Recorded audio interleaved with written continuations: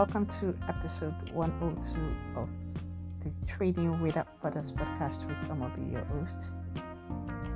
Last week, I introduced the AfCFTA digital product. I spoke about the general and specific objectives of the protocol, what the protocol is seeking to achieve within the digital trade space in Africa. Moving on to today's episode, we are looking at the market access and treatment of digital products provision. How are the state parties expected to treat digital products of African origin within the AfCFTA? Let's go right into it.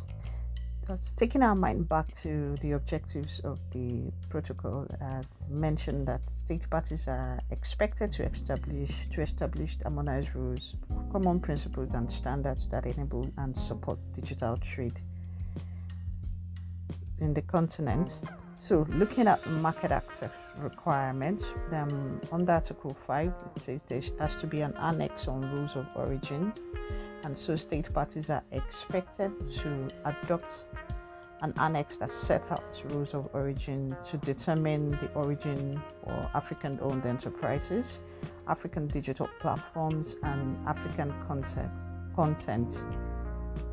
So the annex is also expected to have to define the scope of the digital products that will be covered by the protocol, and they'll take into objective the fact that they're developing an AfCFTA digital market, trading African products, promotion of African firms, and use of African digital platforms. So in coming up with harmonized rules and principles and common standards, these are the issues that state parties are expected to consider in adopting those rules and principles. Let's move on to the next one. State parties are not to impose custom duties on digital products transmitted electronically originating from other state parties. Of course, this is subject to scope and origin criteria that I've mentioned earlier. So this is for the provision on custom duties. However, the paragraph 2 says that this does not stop a state party from imposing internal taxes, fees, or other charges on digital products transmitted electronically originating from other state parties, provided that, of course, the taxes, the fees, the charges that are imposed in a manner that is consistent with the agreement. So there's an exception to not imposing custom duties, but if they have to impose custom duties, then that's going to be subject to in a manner that is consistent, going to be in a manner consistent with the agreement. That is when they can impose custom duties. So right now, let's look at non-discrimination of digital products. What does the protocol say?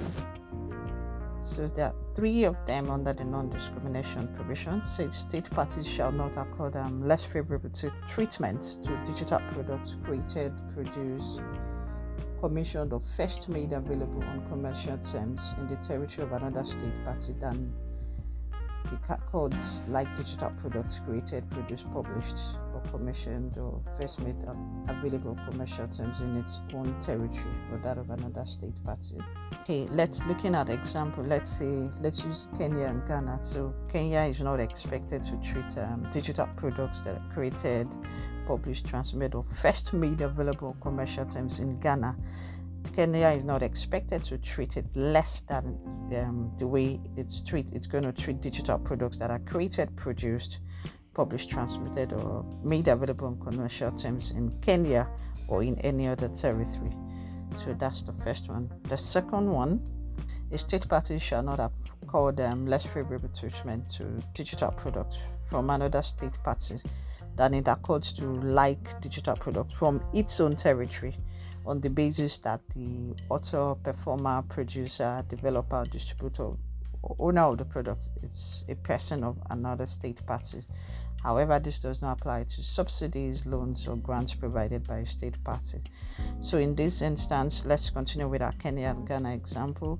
So Kenya is also not expected to treat digital products of Ghana in a less favorable manner that is treating the digital products from Kenya all on the basis that the owner or developer of the product is from Ghana. It's supposed to accord like treatments to that's the owner of that product. Okay, so the third one is more of like an exception. That one is just about that. State parties are allowed to have preferential trade arrangements with third parties, however, provided that such arrangement does not impede or frustrate the objectives of this AfCFTA digital trade protocol. And of course, if you are granting any concession or benefit or privilege to that third party, you should also be able to extend it to other state parties on a reciprocal basis. So that means that state parties can have some sort of preferential trade arrangements on digital trade with third parties that means non-African countries that are not subject, of course. It's only African countries that are subject to the AfCFTA protocol. So you can have such arrangement with third parties, but of course, you don't let that frustrate the objectives of the AfCFTA digital trade protocol. And of course, you should be able to extend such arrangements to state parties of the AfCFTA on a reciprocal basis. So this is where we are wrapping up for today. And as usual, the podcast is for educational purposes only. If you need expert advice, if you want to speak more on the AfCFTA, please reach out to me on any trade expert around you. And don't forget to subscribe, to like, to share the podcast. I always forget to say that, but I should be reminding listeners, please like, please subscribe, please share the Trading Without Borders podcast. And until next week, I say to you, bye-bye.